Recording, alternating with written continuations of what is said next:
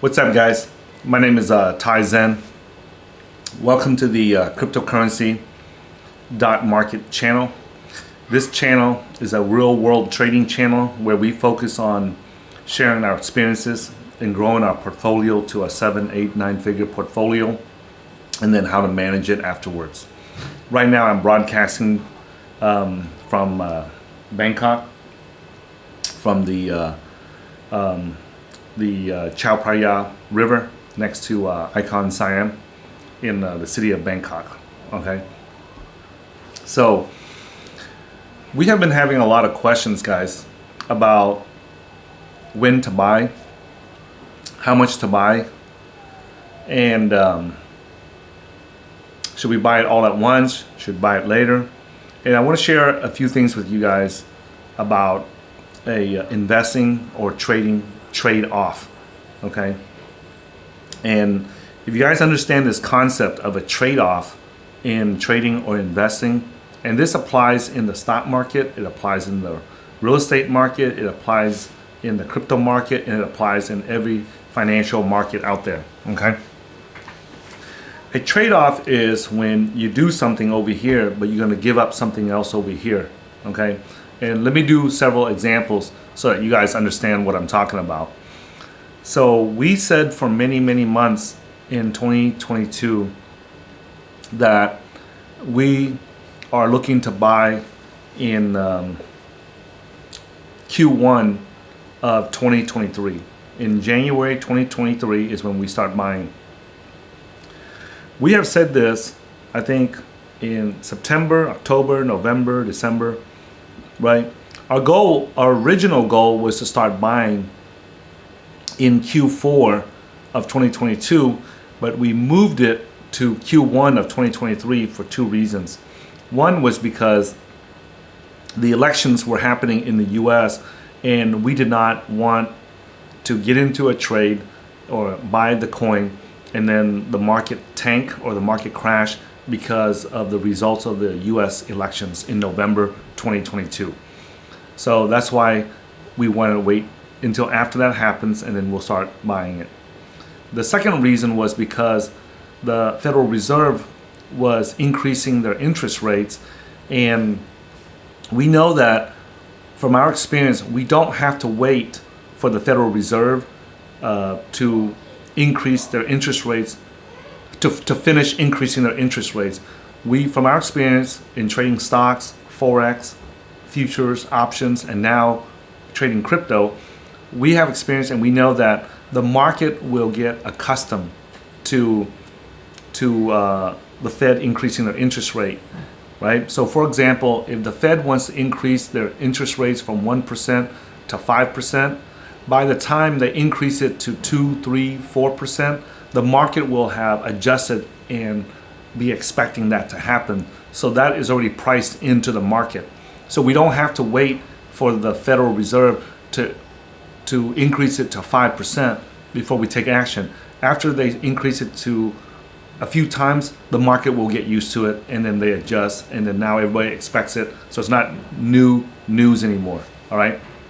So that's the reason why we wanted we wanted to wait until Q1, because we wanted the Federal Reserve to increase their rates once, twice, maybe 3 more times before we start buying in. By that time, the market will be expecting it. So it's not a big deal anymore. It's not big news anymore. So those are the two events that motivated us to wait into the first quarter of 2023 to start buying. Now, in January 2023, we started buying. Everyone on our team, we started buying. Okay, so I want to answer this question for you guys that people keep asking us, and they're texting us privately, and even our students are messaging us and calling us and asking us when to buy. I want you guys to think about something. If we say that we are going to buy in the first quarter of 2023 and we start buying in January 2023, how would that look if January 2023 comes and we don't start buying? Now, for legal reasons, we can get sued by our students, right? If we broadcast one thing and then do another thing. So we're not going to do that. Okay, we're not going to do that, right? So that's the first reason. The second reason is that should you trust us, if you follow our channel, should you trust us if we say month after month after month that we are going to buy in January 2023, and then when January 2023 comes, we don't buy anything? Should you trust us and should you follow us if we are that type of investors? And the answer is no. You should not follow someone who says they're going to do something and then when that time comes, they don't do it. Okay? So, yes, I started buying in January 2023. Yes, Leon started buying in 2023. My business partner. Yes, my team members started buying in 2023. Not just me, but most of the guys on my team, all right, started buying it. So you don't need to ask us, okay, if we are buying in 2023 or not. Okay. Now the next question we get is, how much should we buy? And this is a very, very tough question to answer, because the answer is that it depends on each person's financial situation. We do not have an exact answer for everyone, okay? We have suggestions, we have guidelines, but we do not have the perfect answer for you guys because each person is different, okay? I'm going to give you guys an example, okay? So let's just say that in 2021, in the bull market, right, I have this much money. And my business partner, right, Leon, Foo.com, he has this much money. In this bull market, right, in 2021, the last bull market we had, let's just say that I took out this much profit. Okay, I took out that much profit from my portfolio and I only have this much in the market. And let's just say that my business partner, Leon, he takes out this much out of the markets and he has this much, right? He took profits on this much and he left this much in the markets because whatever reason, he doesn't need the money, he didn't want to, he didn't do it in time. It doesn't matter what the reason is. But the fact is he has this much left in the markets and I only have this much, okay? So now when we go into 2023 and we start buying, who do you think needs to buy more crypto? Do you think that I need to buy more crypto, or do you think he needs to buy more crypto? Well, the answer is that I will probably need to buy a lot more than he does, okay? Because I took out a lot more and he didn't, all right? So if you look at both of us, even though we start buying in January 2023, he will buy, my business partner Leon Foo.com, he will buy smaller chunks and he's not going to be in a hurry to buy more back into his portfolio. Whereas over here with me, right, I am in a different tax situation than my business partner Leon. He is still a US citizen, so he's under a different tax situation. Because I'm in a different tax situation than he is, right, I'm able to take out more profits than he can. So because of that, when I go to put the money back into the markets, it's almost 100% certain that I will put more back into the markets because I took out more, right? So you cannot ask me, Ty, how much did you put back into the market? You cannot ask my business partner, Leon Foo.com, hey, Leon, how much did you put back into the markets? Because that answer is not going to help you make a decision of should I buy back in right now or how much should I buy, because both of us are in a different financial situation. And even if you took out more like I did and you took out less like Leon did, you still would not be able to follow what me and Leon are doing, simply because we don't know how much you have in your spending bucket or your expense bucket. Your spending bucket and your expense bucket is the money that you took out and you put in to pay your living expenses until the next bull market comes.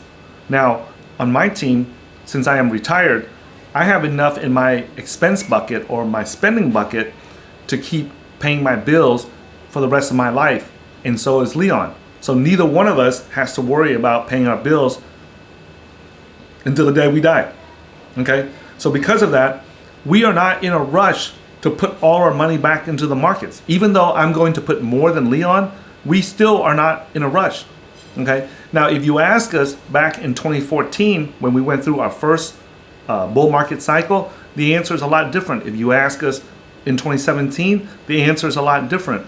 So what I'm trying to tell you guys is that if you try to ask me or Leon where we are, how much we're going to put in, right? That answer is not going to help you guys. What's going to help you guys is that you need to get started. You need to take action. Some of our students, we said for several months that we are going to start buying in January 2023. And then when January 2023 comes, some of you guys didn't even buy $100 worth of crypto. And the question that you need to ask yourself is, why didn't you? What are you afraid of? What are you waiting for, right? Some of you guys are waiting for, hey, when the market pulls back, when it goes lower. Well, right now, as I'm talking, Bitcoin is 28 over 28,000, and some of you guys are saying, hey, when Bitcoin falls back to 20,000 or to 15,000 or to 10,000, then I will buy in. Well, first of all, nobody knows when the market is going to do that. Nobody knows if the market's going to pull back, and if it does pull back, nobody knows how much is it going to pull back.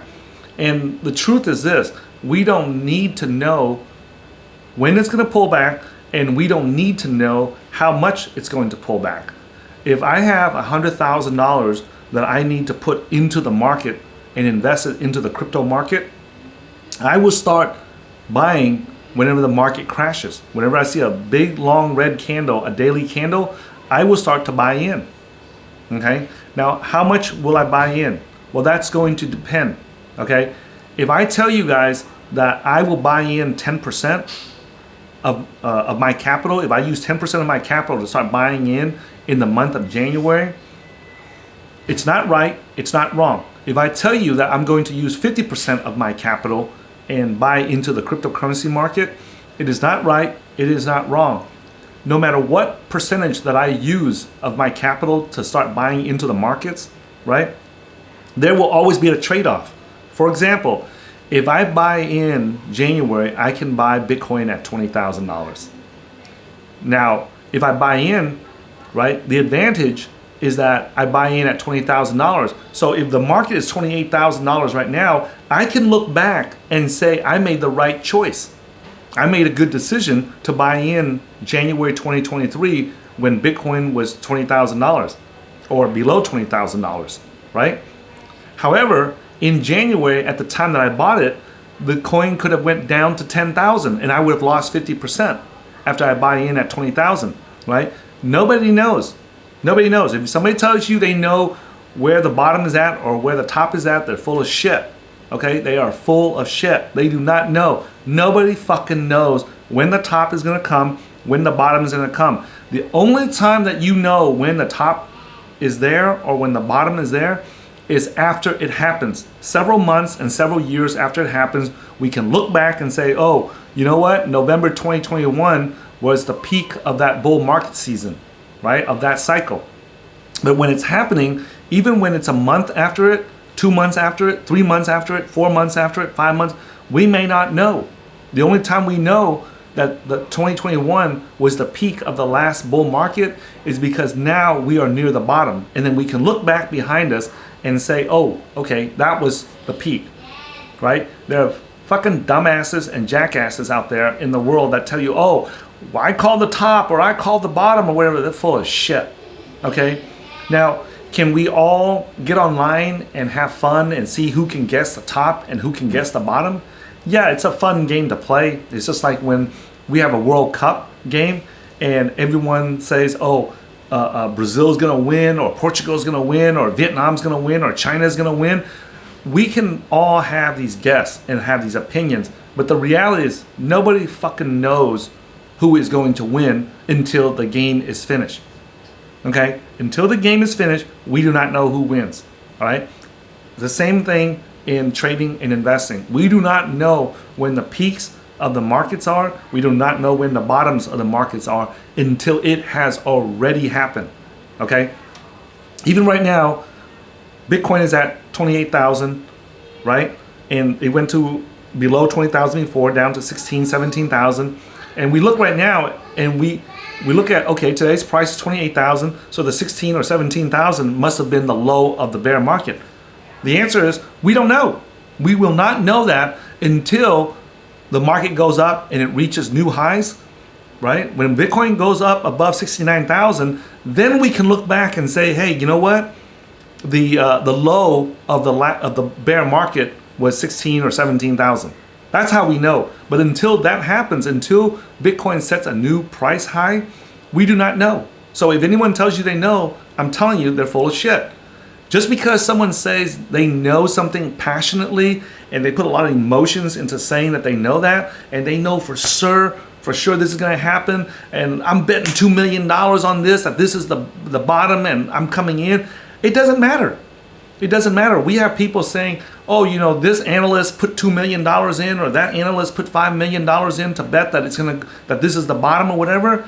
Well, if that's the case, if that is true, that we go based on how much money someone puts in to Bitcoin or into the market, right? And we should trust them or believe them just because they put a large amount of money in.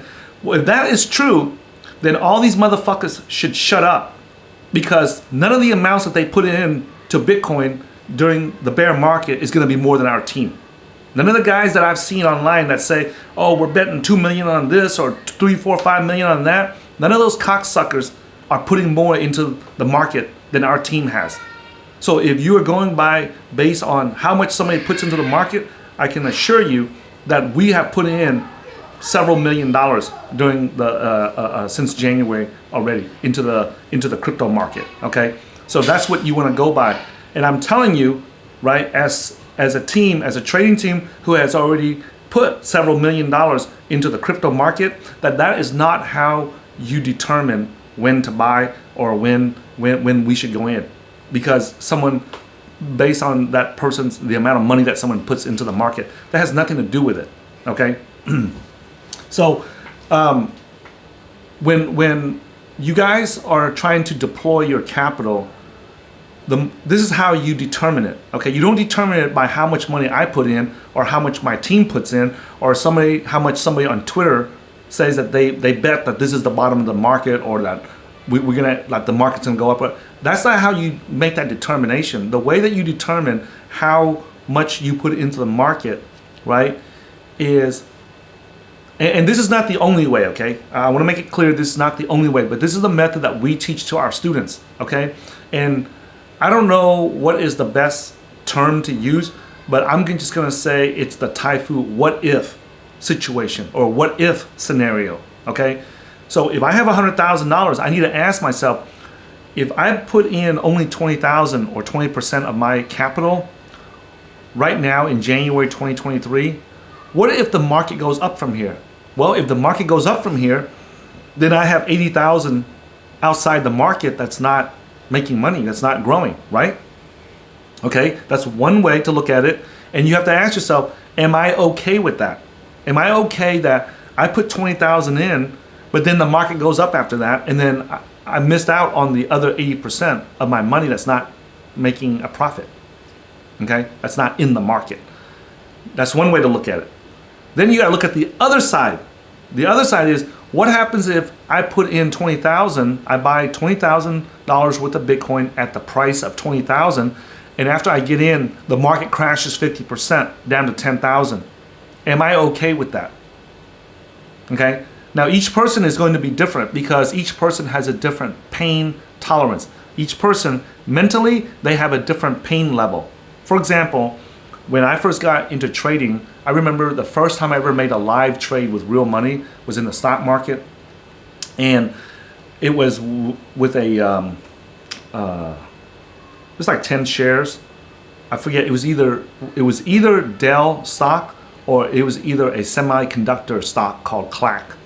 Okay, CLAC is a symbol for a semiconductor company called KLC, Tencor. All right.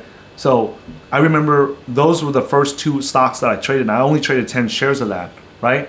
And I remember my hands were sweating, and I was really nervous, and I was extremely, extremely nervous and stressed out to click the buy button and buy my first 10 shares of stock with my own personal money, because I had borrowed that money from someone else. So it was extremely scary, it was extremely frightening, And this was back in March of 2008. That's when I made my first live trade ever in my life, right? And I remember that was scary. And then later on, I remember trading 100 shares of stock, and I remember how scary it was. But when I traded 100 shares of stock, I look back and the 10 shares was no longer scary. And then later on, I moved up to trading 500 shares of stock. And then I look back, the 100 shares was no longer scary. When I traded 1,000 shares of stock for the first time, that was very scary, right? And then I look back now, it's not scary anymore. I remember when I first traded my first mini lot in the Forex market, right? I was really nervous at that time because it was the first time I did it. And then I remember trading later on, trading a standard lot, right? And I look back, and a mini lot is worth around $10,000 US dollars, and a standard lot is worth around 100,000 US dollars. Okay, so when I traded the standard lot, I look back and I said, hey, you know what? That mini lot is not so bad. It's not so scary anymore. And I remember when I was trading a standard lot in the Forex market, every tick that the euro was moving up and down, it was worth like $10. And then that was scary to me because, you know, I was sitting there watching the markets and it would move up, you know, $40, $50, go down $40, $50, go up $100, go down $100. And that price swing was normal, okay? So the trade-off here that I'm talking about in this video is that if I am accepting a bigger position, then I can expect that there's gonna be a bigger swing, okay? If I buy Bitcoins at $20,000, right, and it goes up, I'm great. I got in early and I got in a low price of $20,000. But then on the flip side, right, it can also crash 50%. And then now I'm going to regret that I should have held my money and buy it at 10,000 instead of 20,000. So you always have this trade-off. Everything you do in trading, you have a trade-off. If I bet 100% of my capital on Bitcoin and I don't buy any altcoins, well, what's the advantage? Well, the advantage is that there's a high probability that when we go into the next bull market, that Bitcoin goes up first. So I get to look like a genius. I get to look like I'm a smart investor, and I make a profit early in the market. And I think that I'm a genius, okay?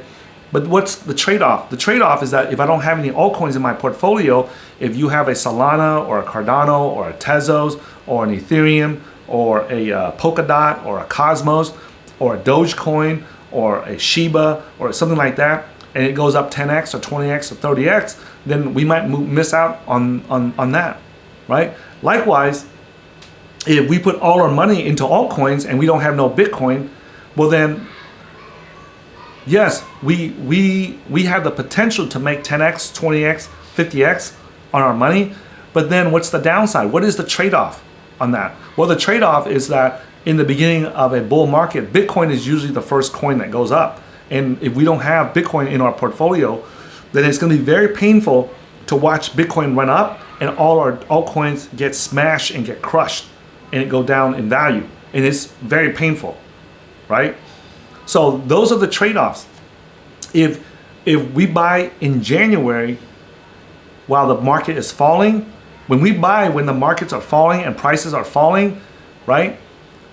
We get the benefit of buying at a low price and we have lots of liquidity. If you're buying like $5,000, $10,000, $50,000 worth of coins, it may not be a big deal. But when you're buying several millions of dollars worth of coins, for your portfolio, it is a big deal. You want to have lots of liquidity. Most of the coins out in the market, it is not easy to buy $1 million of most of the coins out on the market. Despite what you guys see in the trading volume and everything, it is not easy to buy $1 million worth of a coin. Like there's only a small handful of coins out on the market where I can go in and buy $1 million worth of it. For example, like Bitcoin, I can do that. Ethereum, I can do that. And maybe there's another, it's just a very small limited number of coins in which our team can go in and buy $1 million, $2 million, $3 million worth of that coin. Otherwise, it would take us several weeks and several months to accumulate a large position in that coin. So you have to be aware of this, right? You may not be aware of this when you are only managing a $10,000 or $100,000 portfolio, but you need to be aware that if you are going to be in crypto for several years, your portfolio is going to grow. And you have to keep in mind that as my portfolio gets bigger and bigger and bigger, right? How am I going to come into the markets with $1 million, and how am I going to come out safely with $1 million, right? So those are the things that you have to keep in mind, and there will always be a trade-off. For example, we built the Taifu 30 cryptocurrency market index, and that is the first index that actually tracks the market, right? That helps an investor determine what coins to buy.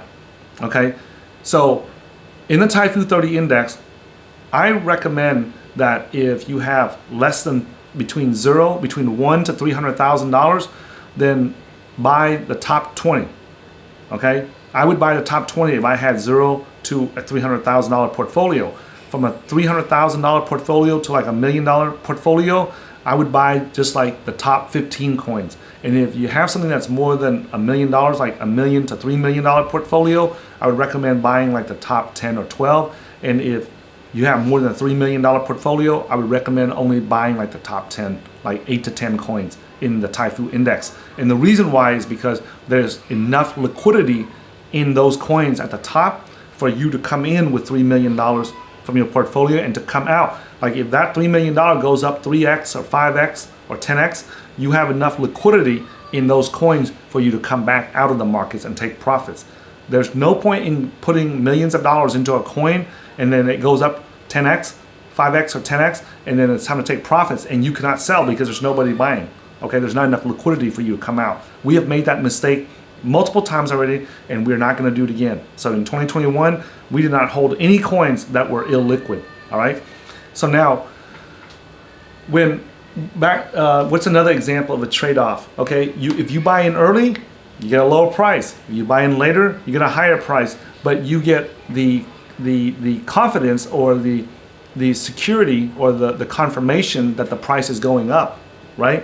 So the people that are buying right now today at 28,000, well, they feel better. They feel better. It doesn't mean it's better, but they feel better that the market is going up instead of going down, right?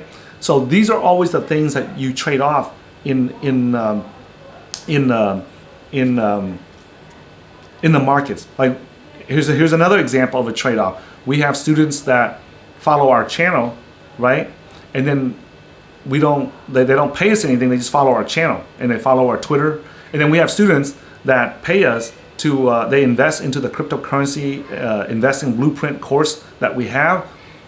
And when they invest into it, they reduce the amount of time and they avoid the big mistakes that we have already made because they're learning from guys that already has experience managing a 7, 8, 9-figure portfolio, right? So there's always a trade-off. Yeah, you can follow us for free, right? And you can learn it, or you can invest into one of our trading courses. We only have one, by the way, right? At www.cryptocurrency.market/blueprint. And if you invest in that, the trade-off is that, yeah, you have to put up a little bit of money to get into that, but then in return, you shrink the amount of time that it takes you to become successful in the market, and then you eliminate the big mistakes that we have already made, okay?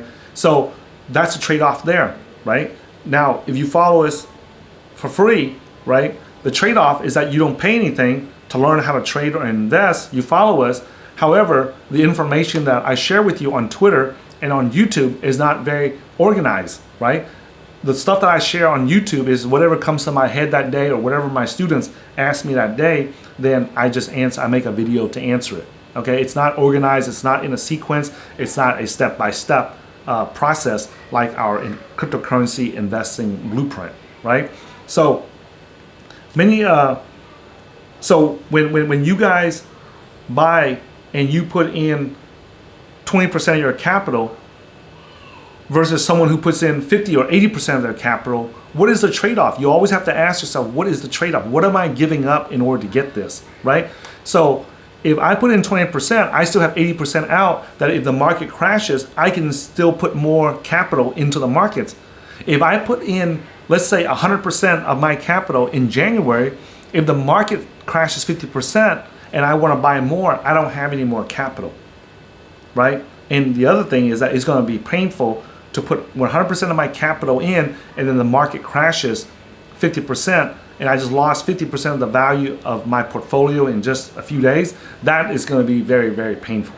Okay, emotionally, that's going to be very painful. Even if you don't sell it and you just hold on to it until the market goes back up, it is still very painful mentally and emotionally to have to sit through that. Okay, so where do we find the balance of I only buy a small amount when it's time to buy versus I buy 100% all at one time? Okay, on our team, I'm the person that usually buys the biggest chunks.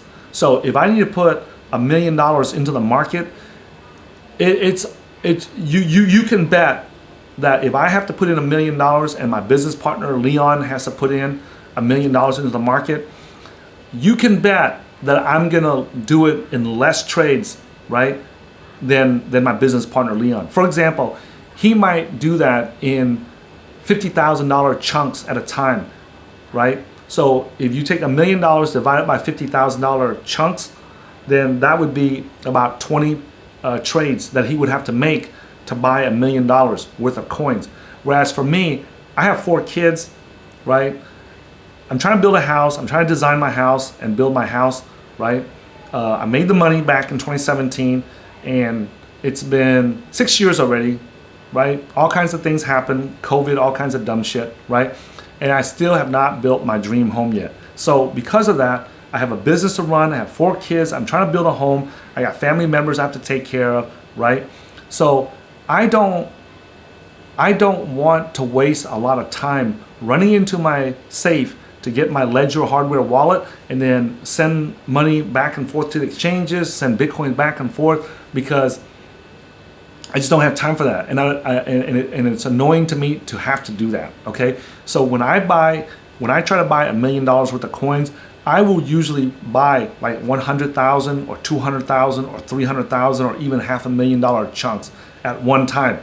And then you might say, hey Ty, what happens if the market crashes 50% next week after you buy $500,000 worth of Bitcoin? Well, you have to understand that $500,000 that I just bought with, it's a small portion of my entire net worth, right? Whereas that $500,000 might be 100% of your net worth or 50% of your net worth. That $500,000 is only a small percentage of my net worth. So when you guys hear the number, it may sound big, but the reality is it's only a small percentage of my portfolio. So when I put that in, it's not a big deal to me. Okay? So you guys gotta understand where I'm at, where you are at, and what my experience level is at, and what your experience level is at, and so that you can come up with the best solution or the best plan for you. My suggestion is that you ask yourself, what are the trade-offs? What are the trade-offs? If I buy it now, or if I buy it later, what am I going to give up? Okay? And that will help you make a better and accurate decision instead of asking me, what percentage of my portfolio am I buying, or what percentage? You know, because if I tell you a dollar amount, it's going to scare you off, and you go, oh shit, Ty just bought like $500,000 or $1 million worth of Bitcoins. I need to just buy everything I can. But that's not the truth. The truth is that $500,000 or $1 million might represent only a small percentage of my entire net worth. So because of that, I can do that, and it's not a big deal, right? I can tell you for a fact that if we go back like 8 years ago, 10 years ago, there's no way in the world I would be able to buy $500,000 or $1 million worth of stock or Forex or oil or gold or Bitcoin or anything, because I did not have that much money. My net worth was tiny back then, okay? But now I've been through the 2017 bull market. I made good profits there. I did not use all of it, right? You guys don't see me running around doing anything fancy. I still kept all that money. And then in 2021, right, I took out some more profits, and I still have not used it, right? So that if that keeps accumulating, that keeps building up, then my portfolio keeps getting bigger and bigger. Then every time I tell you guys that I buy something, you can almost bet that that's probably, you know, just a small percentage of my entire portfolio or my entire net worth. Okay, so I want to share that with you guys because we still have people sitting there waiting for a pullback, right? And I don't know what it is that they're waiting for. Like we said that in Q1 2023, we are starting to buy. Okay, now it's the end of, in a few days, it'll be the end of Q1. Some of you guys are asking me, hey Ty, did you put 10% of your capital in to the markets? Did you put 50%, 100%, right? That is irrelevant. That my answer is not going to help you. What will help you is that I share with you that we are starting to buy in January 2023, and every time there's a dip in the market or there's a pullback and there's a crash, right? Then we try to buy in. Now, how much do we buy in? What percentage do we buy in? It doesn't matter, because whatever percentage I buy in, it's not going to be the correct percentage for you unless you have the same net worth and the same amount of money and the same size portfolio and the same goals and objectives as me, right? Now, I will tell you guys this. If you're new to the markets, or if this is not the first cycle for you, but this is the second cycle for you, or something like that, you don't have to worry about being perfect, guys, right? When you guys study our cryptocurrency investing blueprint, you guys will notice that there's 8 modules, right? You start with this one, right? And then you do this one, right? In this module, we teach you how to find the correct cryptocurrencies that have potential to make life-changing profits. The next module teaches you how to determine what strategy to use. There's lots of strategies. There's thousands of investing strategies out there. What strategy do you use? And then, once you figure out what strategy to use, then when do you enter the markets, right? So we talk about the entry strategies. Once we talk about the entry strategies, we talk about what's your bet size. How much are you going to bet that you are right on this? So you bet enough so that if you're right, that's good. But if you're wrong, it doesn't wipe you out and it doesn't prevent you from continuing to invest, right? And then we talk about how to analyze the markets and determine when is your exit strategy, when to take profits. So all these components, right? It's important when we train our students, we train them to do all these components in the system. We don't get them to try to be perfect at just this component here and be perfect at that and be 100% accurate, because that is not a reality. That's not how trading or investing works. Trading and investing works in order for us to become consistently profitable in every market cycle, right? We have to make sure that we do all these components that's in the trading system.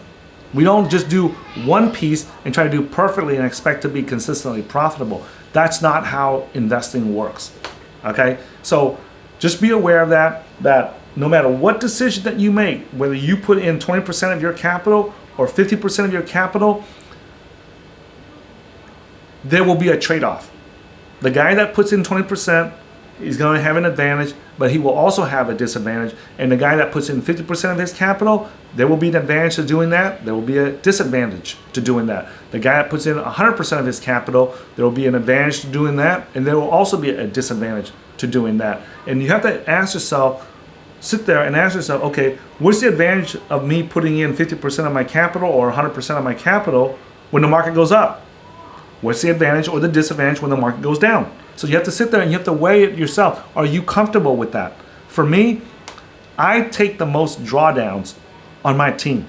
Drawdown means how much does the market go against you before it goes in your favor? Okay? How much does it go against you before it goes in your favor? So because I will usually put more into the markets when it's time to buy, I usually do it in less trades and buy bigger chunks at a time, then the probability that I'm going to suffer the drawdown is significantly higher than everyone else on my team. Only because I don't want to sit around and mess around with that. Okay, I don't want to have to go back and forth to my Steel Safe and get my Ledger wallet and make these trades. I'd rather do it in the least amount of times that I have to do it, right? It's better for me. Now, can I do it all in one transaction? No, I cannot. I cannot do all that in one transaction. And you might say, why not? The reason is because that is too emotionally painful.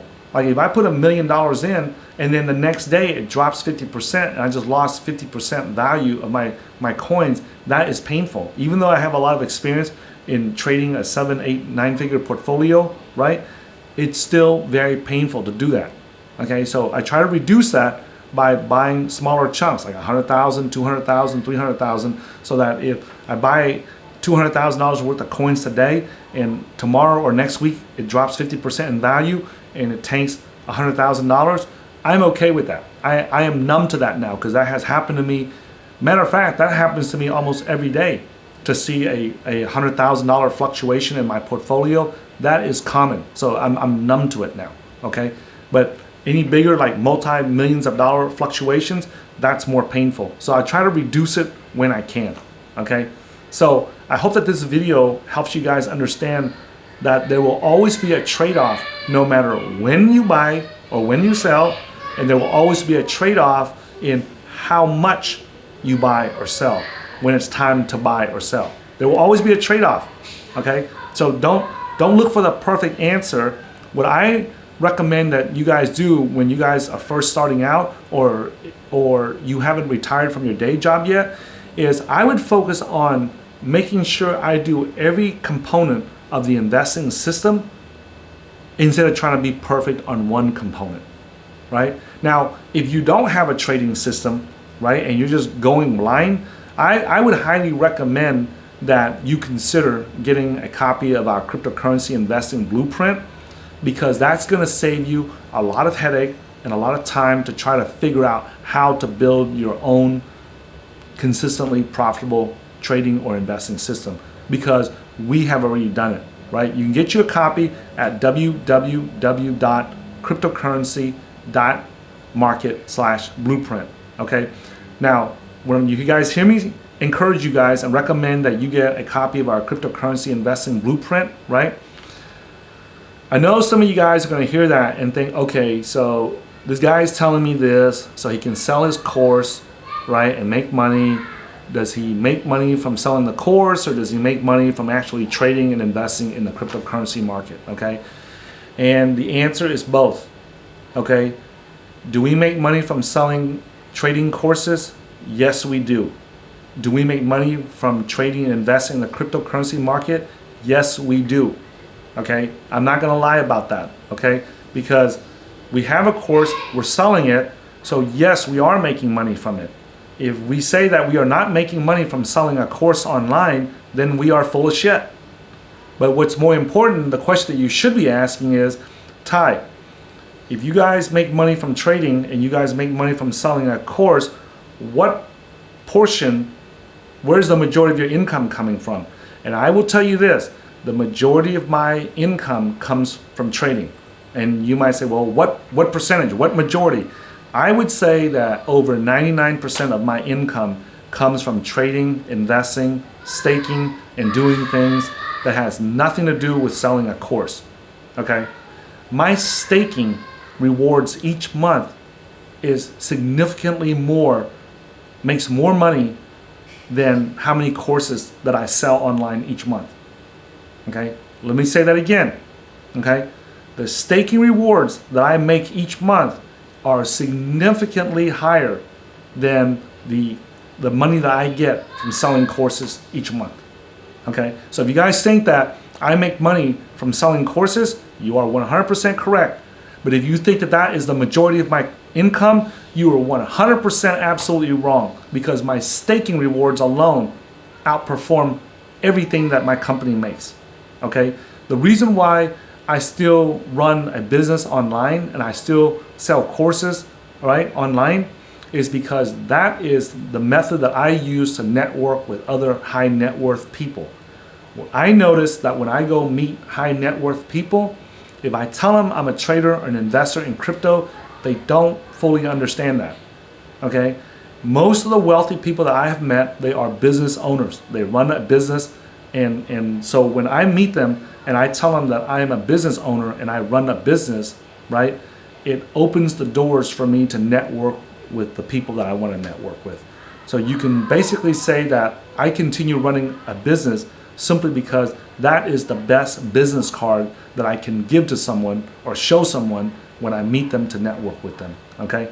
So don't worry about where I make my money from or how I make my money. right? If you're interested and you ask, I'll tell you.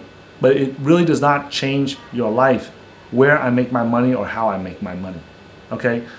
If you're watching this channel, this is a cryptocurrency.market channel. So if you're watching this channel, your goal and your objective should be to learn how to make life-changing profits in the cryptocurrency market.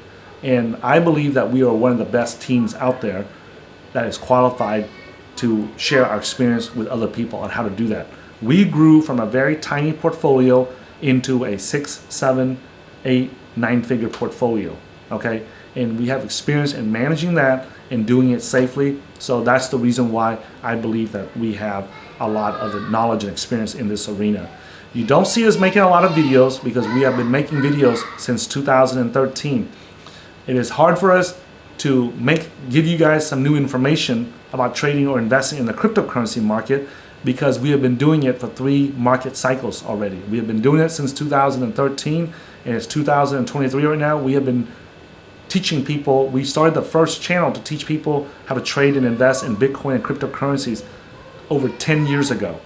There's not much left for us to say, right? Once in a while, we see something that's interesting or unique in the market or there's a misunderstanding, and I'll make a video to explain it.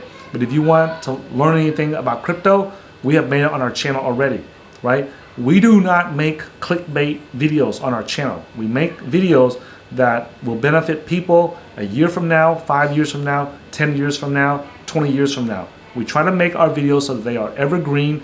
That is the reason why you don't see us talking about the news. We don't talk about, short-term technical analysis. We don't do none of that dumb shit because I don't think that that is valuable information for people who are seriously trying to grow their portfolio into a 7, 8, 9-figure portfolio. They want to hear it from people who have done it and they're serious about it. And these are the things that I'm telling you guys, right, about when to buy and how much to buy at a time, okay? When to buy, it's very simple. We're in a bear market right now. It's a good time to buy. How much should you buy, right? That's going to depend on your personal circumstances.